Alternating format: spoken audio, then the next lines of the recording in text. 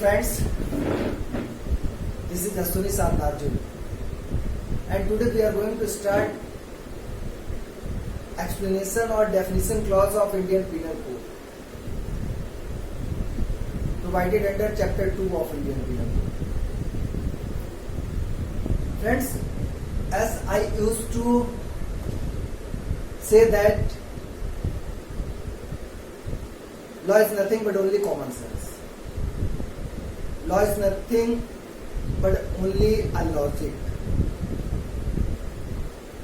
And I always used to say that general rules generally have exceptions.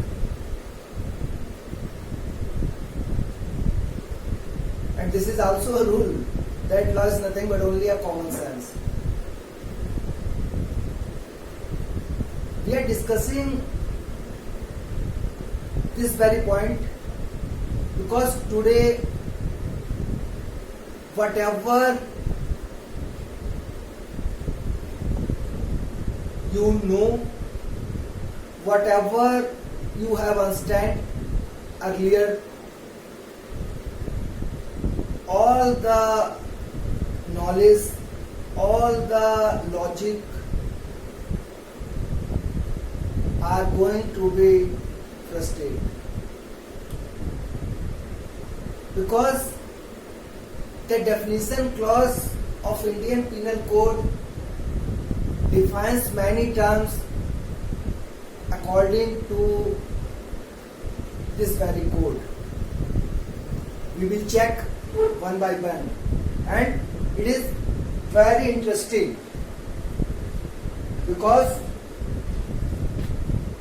the meaning of a term will be different. Whatever you know about that meaning or about that word. So chapter 2 of Indian Penal Code provides general explanation.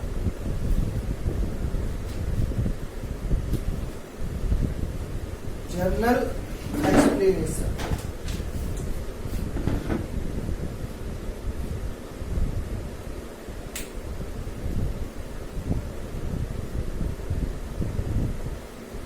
Chapter 2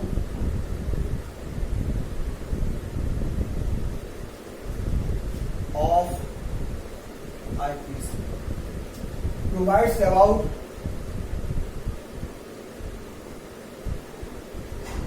general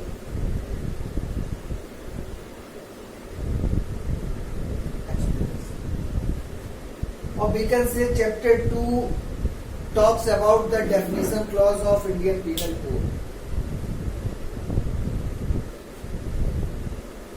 Section 6 of Indian Penal Code provides subject to exceptions. Means whenever, because section 76 to section 106 there are provisions about the general exceptions under Indian Penal Code. So section 6 of Indian Penal Code talks about section 6 about exceptions. Section 6 says that whenever any offence, any term under Indian Penal Code will be used, then it will be used with the exceptions of that rule. मतलब कहने का ये है कि section 6 ये कह देता है कि जैसे अलग अलग उन्होंने नहीं भी बताया है कि इस कोई भी ऑफेंस है इसका ये एक्सेप्शन होगा, यानी कि हर ऑफेंस जो है, हर जो वर्ड है वो एक्सेप्शन के साथ ही पढ़ा जाएगा। ये अलग की बात है, उन्होंने सेक्शन 76 से लेके सेक्शन 106 तक एक्सेप्शंस दे दिए है। एक्सेप्शंस का मतलब क्या है? एक्सेप्शंस का मतलब ये है कि जो क्राइम है उसके सब एसेंशियल एलिमेंट पूरे होने के बाद भी वो क्राइम नहीं होगा। क्यों? क्योंकि वो किसी एक्सेप्शन में आ गया। जैसे वो किसी ऐसे पर्सन ने किया है जो अनसाउंड माइंड पर्सन है, किसी ऐसे बच्चे ने किया है जो बिलो देन 7 इयर्स है, ठीक, वॉलंटरली नहीं किया है, किसी ने धमकी देके करवाया है, तो ये सब किस में आ जाएगा? एक्सेप्शंस में आ जाएगा। तो सेक्शन 6 ये कहता है कि जब कभी भी कोई भी ऑफेंस की बात होगी तो ये अंडरस्टूड माना जाएगा कि ये सब ऑफेंस जो है वो एक्सेप्शंस के साथ पढ़े जाएंगे। इसके बाद सेक्शन 7 हो गया, 8 हो गया। तो इस पे देखिए कोई भी सेक्शंस आपको छोड़ना नहीं है। जैसे एक बहुत पुराना गाना था, तेरे चेहरे से नजर नहीं हटती, नजारे हम क्या देखें। तो ये समझ लीजिए कि आईपीसी को पढ़ने का तरीका ही यही है कि चेहरे से नजर नहीं हटनी चाहिए। इसका जो स्टार्टिंग में ये इंडेक्स दिए होते हैं, ठीक है, कि किस सेक्शन में क्या है, या जो बेयर प्रोविजन है ये आंख बंद करके भी आपको पता होना चाहिए कौन सी चीज कहाँ पे है। इतना इसको आपको देखना है, याद नहीं करना है, देखना है, क्योंकि जितना ज्यादा रिपीटिशन के साथ इसको आप देख लोगे अपने आप ये तैयार हो जाएगा बिना तैयार किए। इसके बाद सेक्शन 8, सेक्शन 8 बात करता है जेंडर की। Section 8 talks about gender. अब देखिए इंटरेस्टिंग चीजें स्टार्ट होगी। जेंडर की बात तो करता है, लेकिन जेंडर में क्या कहता है?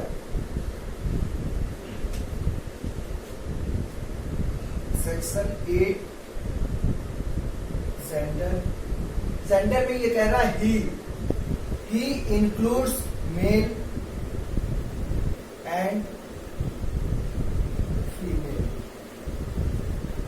कॉन्सेप्ट देखिए पुराना जितना भी था वो खराब हो गया। इंडियन पिनल कोड का जेंडर क्या कहता है कि जेंडर में इन्होंने ही दिया है और ही में इंक्लूड होगा मेल भी और फीमेल भी, यानी कि फीमेल को भी हम इंडियन पिनल कोड में क्या कहेंगे? ही कहेंगे। सेक्शन 8 कहता है the pronoun he and its derivatives are used of any person whether male or female. Means section 8 में जेंडर बताया गया है, और जेंडर में इन्होंने कहा है कि जेंडर में जो ही प्रोनाउन है ये मेल को भी बताएगा और फीमेल को भी बताएगा, अलग से सी नहीं दिया है इन्होंने। इसका जैसे 9, सेक्शन 9 बात करता है नंबर की। सेक्शन 8 हो गया जेंडर, सेक्शन 9 बात करता है नंबर की। नंबर आपको पता है सिंगुलर एंड प्लूरल। यहाँ देखिए concept, unless the contrary appears from the context word importing the singular number include the plural, plural include the singular. देखिए सेक्शन 9 बात करता है नंबर की। इसमें इन्होंने कहा है सिंगुलर इंक्लूड्स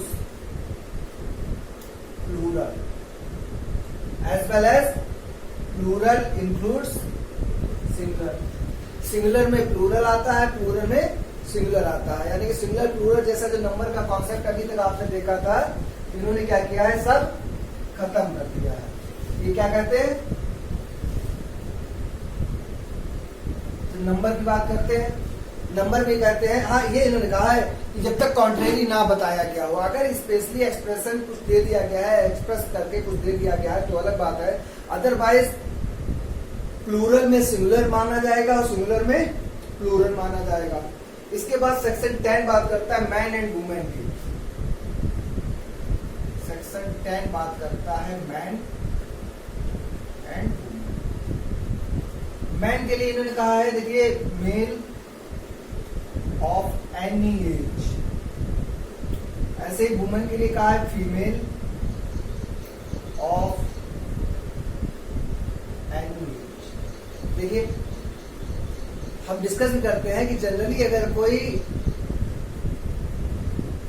एक दिन का बच्चा है, मान लीजिए मेल है, तो हम उसे मैन नहीं कहेंगे, हम उसे क्या कहेंगे? बेबी बॉय कह सकते हैं, चाइल्ड कह सकते हैं। आईपीसी ये सब कुछ नहीं, उन्होंने सीधे सीधे कह दिया है man means a male person of any as, women means a female of any as. कोई भी एज हो उससे कोई मतलब नहीं है। सेक्शन 11 देखिए, सेक्शन 11 बात करता है पर्सन की। पर्सन हम लोग पहले डिस्कस कर चुके हैं। पर्सन मीन्स इन्होंने कहा है वेदर नेचुरल और आर्टिफिशियल पर्सन, और वी कैन से इन्होंने देखिए सेक्शन 11 क्या है, the word person includes any company, association, body of persons weather incorporated और कॉर्पोरेटेड। इसका मतलब है जो टर्म पर्सन है उसमें केवल ह्यूमन बीइंग नहीं आएगा, बल्कि कोई भी कंपनी, कोई भी एसोसिएशन, क्योंकि ये लीगल पर्सन होते हैं। पर्सन को उन्होंने डिफाइन कर दिया। 12 में इन्होंने डिफाइन किया है पब्लिक को। इसमें कोई खास चीज नहीं है, बस हमको ये याद रखना है कि कौन से सेक्शन में क्या दिया गया है, ये बहुत पूछा जाता है। पब्लिक के लिए ये कह रहे हैं the word public includes any class of the public और एनी कम्युनिटी। पब्लिक मीन्स इन्होंने कहा कि एनी क्लास ऑफ पब्लिक और एनी कम्युनिटी। 13 में डेफिनेशन ऑफ क्यून है वो रिवील हो गया है। सर्वेंट ऑफ गवर्नमेंट है, उसमें कोई खास चीज नहीं है। 15 में डेफिनेशन ऑफ ब्रिटिश इंडिया है, रिवील है ये। 16 में डेफिनेशन ऑफ गवर्नमेंट इंडिया है। 17 में गवर्नमेंट है। अब सेक्शन 17 में जब ये गवर्नमेंट बताते हैं तो गवर्नमेंट का मतलब हो गया सेंट्रल गवर्नमेंट और स्टेट गवर्नमेंट। इसका 18 में इन्होंने इंडिया। अब देखिए इंडियन पिनल कोड का सेक्शन 18 जो है वो डिफाइन करता है टर्म इंडिया को, और खुद ये कहता था India means the territory of India excluding the state of Jammu and Kashmir. लेकिन आज आपको पता है ये भी चीजें चेंज हो गई। सिंपल से ये डेफिनेशन क्लॉज है। जैसे सेक्शन 19 जज को बताया गया है, सेक्शन 20 कोर्ट ऑफ जस्टिस को बताया गया है, सेक्शन 21 पब्लिक सर्वेंट को बताया गया है। ये एक बार आप पढ़ लेंगे तो इसमें कोई ऐसी चीज नहीं है जो अलग से आपको लगे। यहाँ पे कुछ चीजें ऐसी होंगी मैं खुद बता दूंगा आपको। तो जज हो गया 19 में, 20 में हो गया कोर्ट ऑफ जस्टिस, 21 में हो गया पब्लिक सर्वेंट।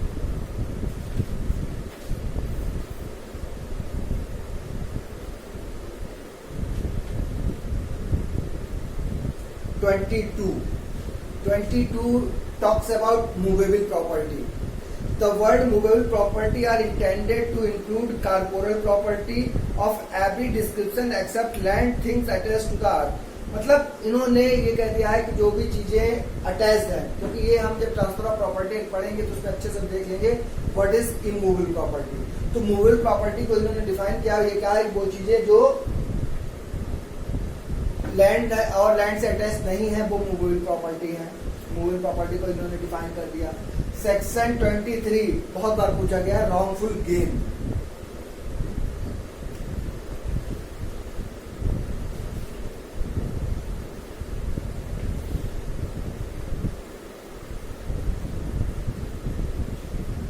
में आप कहीं देखेंगे ये डेफिनेशन क्लॉज जल्दी बताया नहीं जाता, ये मान लिया जाता है कि इसको बच्चा खुद पढ़ लेगा। लेकिन बता हम इसलिए दे रहे हैं कि एक बार आप सुन लेंगे तो आपको आइडिया लग जाएगा कि जहां जहां पे टेक्निकलिटी है, जैसे नंबर है, जेंडर है, ठीक है, मैन वुमेन है, इसको अगर आप अपनी पर्सनल नॉलेज से करेंगे तो हमेशा गलत ही होगा। अब जैसे ये सेक्शन 23 में दिया है रॉन्गफुल गेन, तो रॉन्गफुल गेन और रॉन्गफुल लॉस दोनों चीजें इन्होंने दी है। सेक्शन 23 में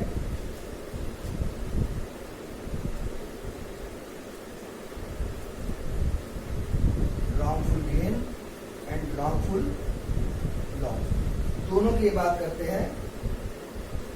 रॉन्गफुल गेन और रॉन्गफुल लॉस। रॉन्गफुल गेन का मतलब है कि अगर कोई पर्सन क्या करता है, आप ऐसे समझ लीजिए रॉन्गफुल गेन कि एक पर्सन को ऐसी कोई चीज मिल रही है जिसका वो इंटाइटल नहीं है। A person getting a particular thing for which that particular person is not entitled. जो हमें मिल रहा है उसके लिए हम इंटाइटल ही नहीं है। जैसे मेरी प्रॉपर्टी नहीं, किसी दूसरे के, हमने वहां से ले ली चोरी छिपे, ये क्या हो गया, रॉन्गफुल गेन हो गया। ऐसे ही रॉन्गफुल लॉस, रॉन्गफुल लॉस में क्या हो जाएगा कि एक पर्सन जो इंटाइटल था और वो उससे छीन लिया गया। देखिए रॉन्गफुल लॉस का है, wrongful loss is the loss by unlawful means of property to which the person losing is legally entitled. wrongful gain का मतलब हो गया आपने ऐसा कुछ गेन किया है जिसके लिए आप लीगली इंटाइटल्ड नहीं थे।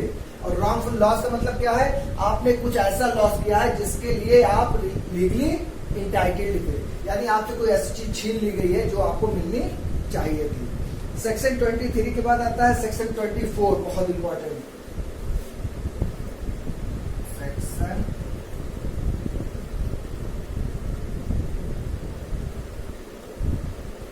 डिसऑनेस्टली, क्योंकि हमने आपसे डिस्कस भी किया था जब हम थेफ्ट की बात करेंगे, ठीक है, तो पूरा थेफ्ट का कॉन्सेप्ट हमारा चलेगा ही डिसऑनेस्टली पे।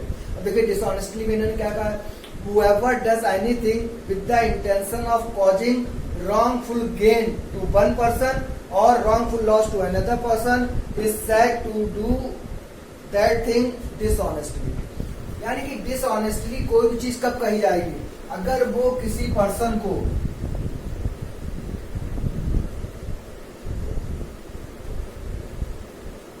रॉन्गफुल गेन करवा रहा है या किसी पर्सन को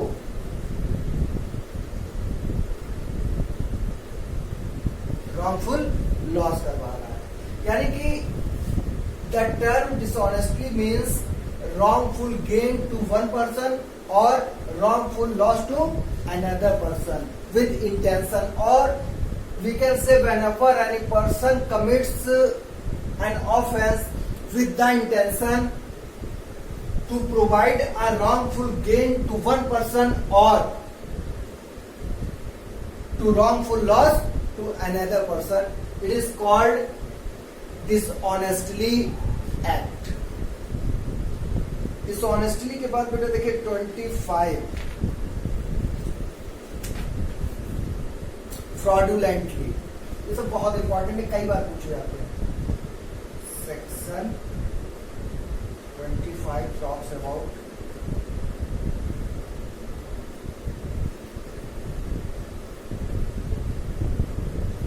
fraudulently.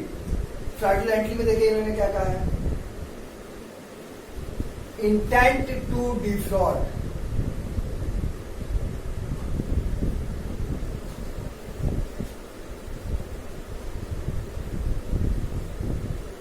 If any person having any intention to defraud another person, then it is called fraudulently act।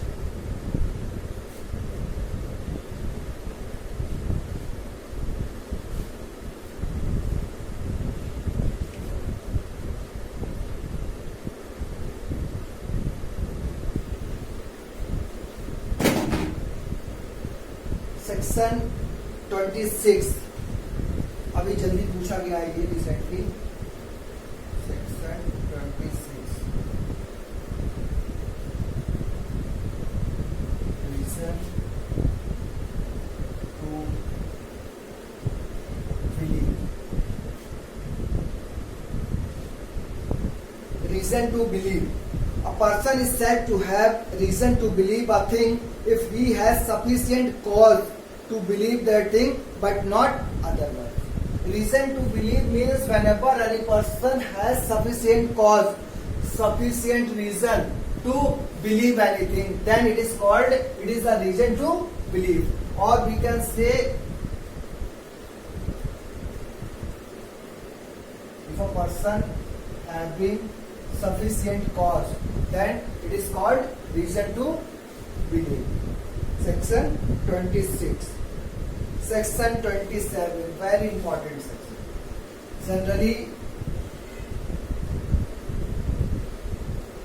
students leave this section, but when we study the concept of theft, then section 27 becomes very important, because section 27 provides that whenever any property is in possession of wife,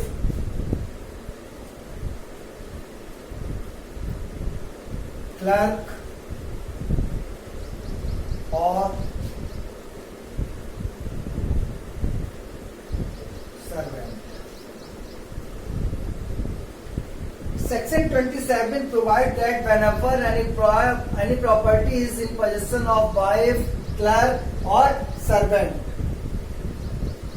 then it will be deemed that this property is in possession of that person means if a person is X and if the property is in the possession of X wife, then it will be deemed that the property is in possession of X. If the property in possession of X clerk, then it will be deemed that property is in possession of X. And if the property is in possession of servant of X, then in law it is considered that this particular property is in possession of X. Means section 27 ये कहता है कि अगर कोई भी property wife के, clerk के, servant के पोजीशन में है तो ये माना जाएगा कि ये प्रॉपर्टी उसी पर्सन के पोजीशन में है जिसके ये लोग हैं, मतलब जिसकी वाइफ है, जिसका क्लर्क है, जिसका सर्वेंट है। सेक्शन 28 काउंटरफीट की बात करता है। A person is said to counterfeit who cause one thing to resemble another thing intending by means of the resemblance to practice discipline। अब काउंटरफीट का मतलब है अगर कोई पर्सन कोई ऐसी चीज बनाता है जो वो असली जैसी दिखाना चाहता है तो ये कहा जाता है कि उसने क्या किया है, काउंटरफीट किया। इसके कुछ एक्सप्लेनेशन भी है, जैसे ये जरूरी नहीं है कि आप जैसी चीज बनाना चाहते थे सेम वैसे ही बन गई है, उस हवाले की चीजें बहुत इजी सी है, आप देखोगे तो उसमें समझ में आ जाएगा कोई खास चीज नहीं है।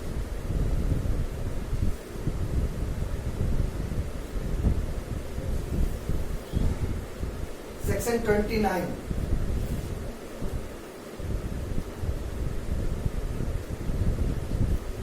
ये बात करता है डॉक्यूमेंट। अब एक्चुअल में डॉक्यूमेंट्स ये सब इंडियन एविडेंस में एक्ट में हमको पढ़ना है। डॉक्यूमेंट्स की अगर बात कीजिए तो प्राइमरी होता है, सेकेंडरी होता है, ठीक है। तो ये पूरा हमको एविडेंस से पढ़ना है, लेकिन यहाँ पे इन्होंने क्या डिफाइन किया, ये कहते हैं The word documents denotes any matter expressed or described। कोई भी matter, whether it is documents means any matter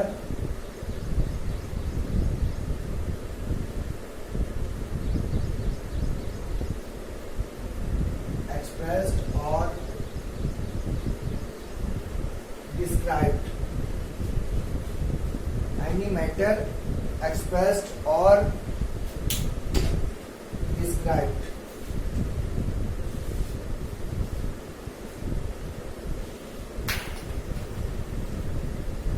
The word document denotes any matter expressed or described upon any substance, upon, फिर match कर दीजिए इसको, any substance।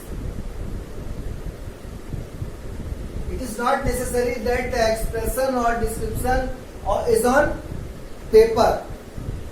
Upon any substance, किसी भी substance पे अगर कोई मैटर एक्सप्रेस किया गया है, डिस्क्राइब किया गया है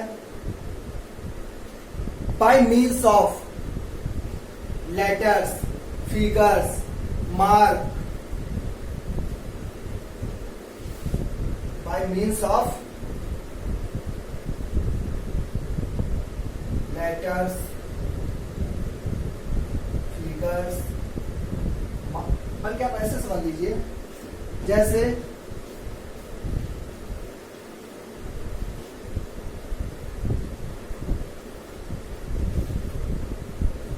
डॉक्यूमेंट्स के लिए इन्होंने कहा है कि कोई भी मैटर चाहे वो डिस्क्राइब किया गया है, चाहे वो एक्सप्रेस किया गया है, किसी भी सरफेस पे किया गया हो, किसी भी सब्सटेंस पे किया गया हो, इससे कोई फर्क नहीं पड़ता है।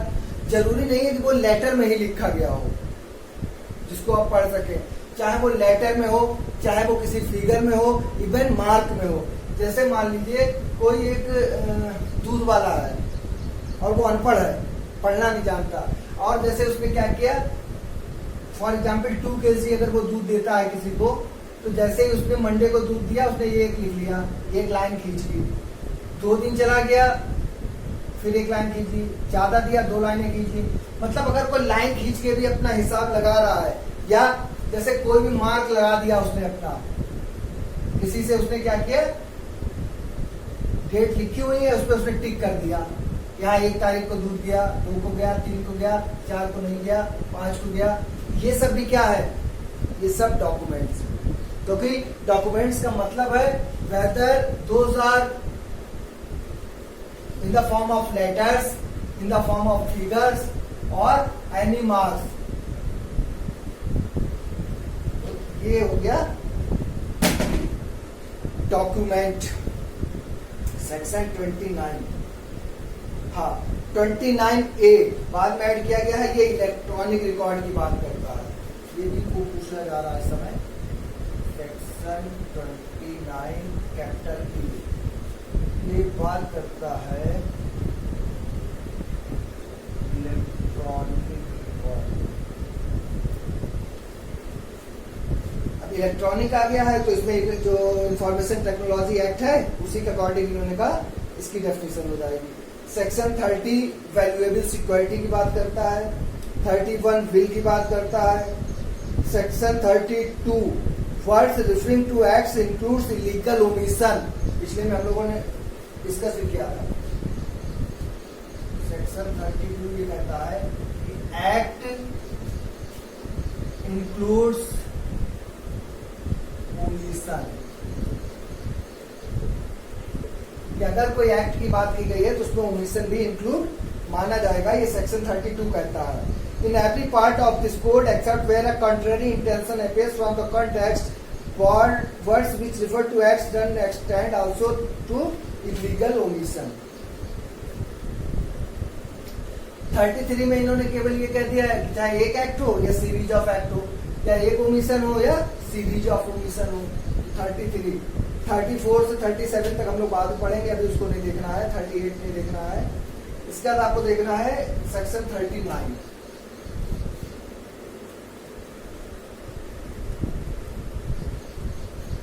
Section 39 talks about voluntarily.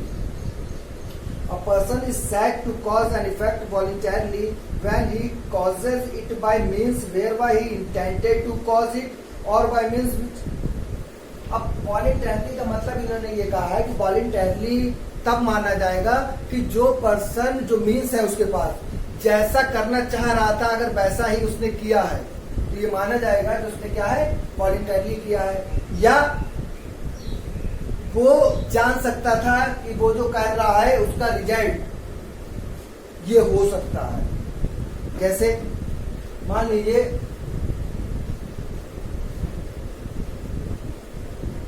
एक पर्सन ने किसी के ऊपर पिस्टल जो है वो उठाई और पिस्टल से उस पर गोली मार दी, तो ये कहा जाएगा कि इसका ये वॉलंटरली एक्ट है। क्यों?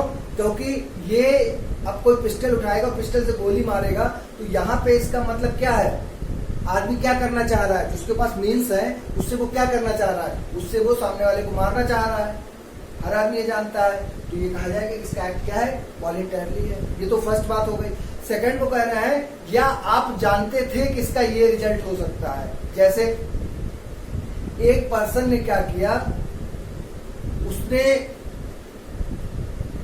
एक घर में मान लीजिए कोई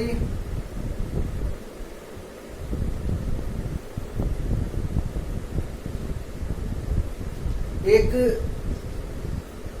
छत है और उस छत को वो तोड़ रहा है, क्योंकि पहले क्या होता था, पहले ये लकड़ी वगैरह की छत बना दी जाती थी। मान लो कोई उस लकड़ी की छत बनी हुई है जिसको इसने क्या किया, पूरा तोड़ दिया। और तोड़ा कैसे? पूरे में आग लगा के, ठीक, जिससे कि ये आगे जा सके, अपना कोई काम और कर सके।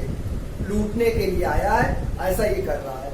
अब यहाँ पे अगर क्या होता है कि वो, इसको तो पता है कि भाई नीचे कुछ लोग लेटे हुए हैं, अब ये अगर वो आग इसके नीचे जाएगी और कुछ लोग मर जाएंगे, ये कहे कि नहीं, हम ये नहीं करना चाह रहे थे, हमारा पर्पज जो था वो सिर्फ ये था कि इस छत को हम गिरा दें, जिससे कि जो हमें अपना पर्पज सॉल्व करना है वो हम पूरा हो जाए, कि कोई भी इनकी यहाँ पे हेल्प करने ना पाए, हम आराम से यहाँ पे लूट सके। तो यहाँ पे कहा जाएगा कि नहीं, ये लाइकली टू हो गया, या आप जान सकते थे।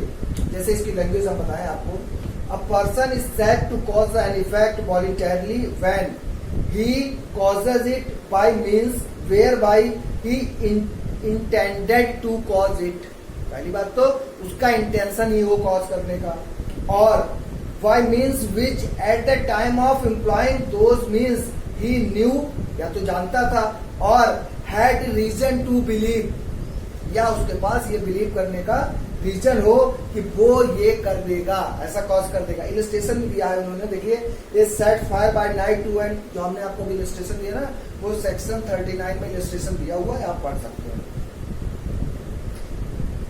The term crime has not been defined under Indian Penal Code. Indian penal code में क्राइम कहीं पे भी डिफाइन नहीं किया गया है। हाँ, सेक्शन 40 में टर्म डिफाइन किया गया है ऑफेंस, और ऑफेंस के लिए उन्होंने कहा है any act which is punishable by this act और दिस कोड, और any act which is punishable by Indian penal code is called offence. Offence को सेक्शन 40 में कहा है, उसमें कोई खास चीज नहीं। सेक्शन 41,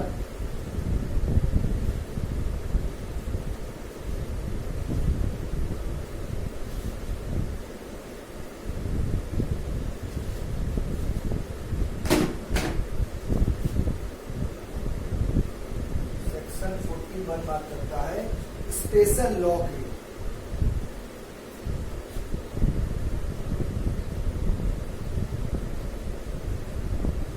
स्पेशल लॉ का मतलब होता है अगर किसी पर्टिकुलर सब्जेक्ट के लिए हो, for particular subject, then it is called special law. और law is said to be a special law if it is for a particular subject according to section 41। Section 42 local law,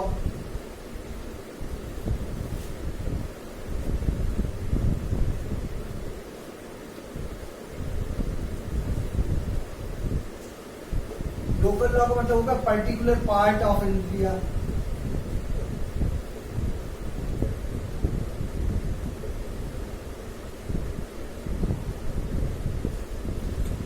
if any law which is not for the whole of India but only for a particular part of India, then it will be called local law.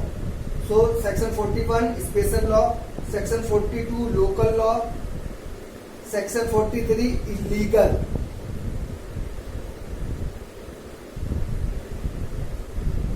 Illegal section 43 में इन्होंने बताया है, और illegal का मतलब इन्होंने कहा है प्रोहिबिटेड बाय लॉ।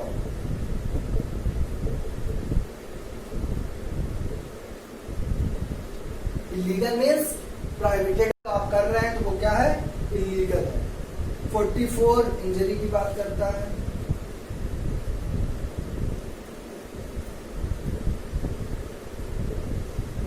इंजरी भी इन्होंने कहा है the word injury denotes any harm whether illegally cause to any person, body, mind, reputation और प्रॉपर्टी। फर्स्ट लेक्चर अगर आप देखेंगे हमारा इंट्रोडक्शन का, तो हमने बताया था इंजरी कितने तरीके की हो सकती है। बॉडी की हो सकती है, प्रॉपर्टी की हो सकती है, माइंड की हो सकती है, रेपुटेशन की हो सकती है। इंजरी का मतलब क्या है कि अगर कोई भी पर्सन है उसको कॉज होती है बॉडली इंजरी, प्रॉपर्टी को लेके, माइंड को लेके, रेपुटेशन को लेके, तो ये सब क्या कहा जाएगा, इंजरी कहा जाएगा। पानी पिया जाए भाई, तब आएगा मजा, ऐसे नहीं आएगा। आप लोग पानी नहीं पियो भाई तब तक, इसको बेयर एक्ट से आप समझिए तभी अच्छा लगेगा। आपको लग रहा होगा कि ये क्या लेक्चर चल रहा, मजा तो आने का, देख देख के लिखे जा रहे हैं बस। जैसे हम देख देख के लिखे जा रहे हैं, आप कैसे देख देख के लिखते जाओगे हो, सब याद हो जाएगा।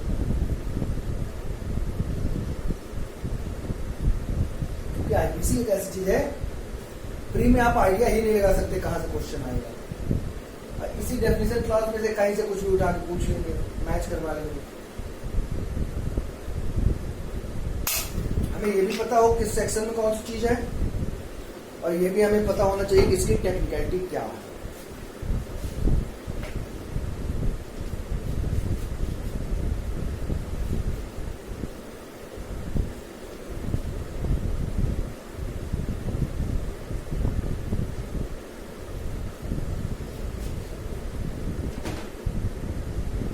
चलिए इंजरी की बात कर दी हमने।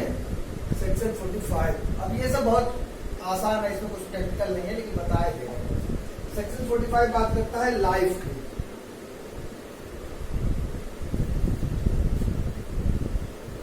ये बात करता है लाइफ की, और इन्होंने लाइफ का मतलब कहा है लाइफ ऑफ अ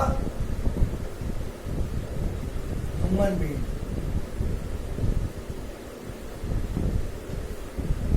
क्या कहा इन्होंने सेक्शन 45 में? कहा है लाइफ, और life means life of a human being. Section 46 अभी तक लाइफ की बात की है, तो डेथ की बात कर लो भाई। सेक्शन 46 बात करता है डेथ। सही है, जब life of a human being है तो डेथ भी क्या होगी? Death of a human being की बात होगी। लेकिन एक बात ध्यान रखिए, यहां हमेशा ही लिख लेते हैं unless the contrary intention appear, कि जब तक कि कोई दूसरा नहीं होता है तब तक ये सब जनरल रूल्स है। कि सेक्शन 46 डेथ का मतलब क्या हो जाएगा? डेथ ऑफ अ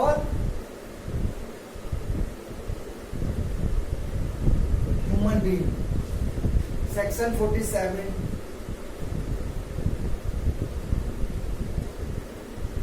एनिमल की बात करता है।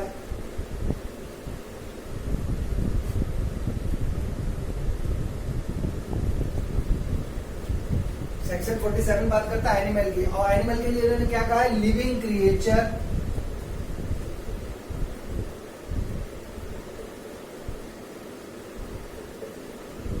Other than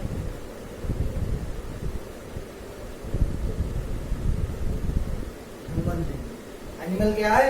any living creature other than human being is called animal under Indian penal code. 48 में इन्होंने वेसल की बात की है। वेसल का मतलब हो गया कि वाटर पे ह्यूमन बीइंग या प्रॉपर्टी को ले जाने के लिए आप जिसका भी यूज करते हैं, जो भी कन्वेंस है वो वेसल में हो जाएगा। ईयर मंथ 49 में उसमें कुछ नहीं है। 50 में सेक्शन, 51 में ओथ, ओथ कैसे ली जाएगी? 52 में गुड फेथ।